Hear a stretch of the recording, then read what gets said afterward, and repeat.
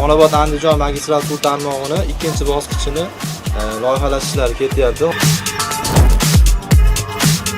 O'rtada masofa katta. Har bir mahallaning nimalari hisobga olinadimi?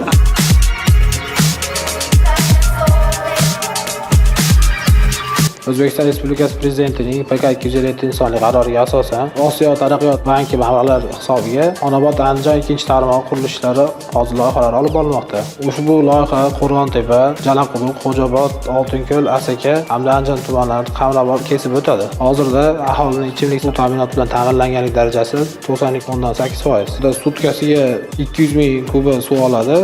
Ushbu loyiha amalga oshirilgandan keyin 100 ming kuba suv qo'shiladi. Jamoatchilik fikrini o'tkazishdan asosiy maqsad vazirlar mahkamasining 541 qaroriga asosan har qanday faoliyat yerga mumkin emasligi bo'yicha aholidan fikrni o'rganilyapti. O'sha tarmoq o'tadigan hududlarda asosan o'simlik dunyosi, hayvonot dunyosi bor yo'qligini tuman inspektorlari bilan birgalikda o'sha xatlov qilinadi. O'sha hududlarda o'rganilib, agar qimmatbaho daraxtlarimiz yoki hayvonot dunyolarimiz bo'lsa, o'sha hududdan muhofaz hudud tashlanib o'tib ketilishi o'rganilyapti. Bundan tashqari atmosferaga tashlanadigan chang, gazlarni oldini olish bo'yicha loyihachi korxonalarga kerakli ko'rsatmalar beryapmiz. Aholining fikrini o'rgandik. Aholi hammasi rozi. Hamma rozi bo'lganlar ham, lekin ekologik talablarni qo'yib beramiz. Ertangi kun ish davrida ekologik holatni ta'sir ko'rsatmaslik darajasini ularga tushuntirish olib boramiz.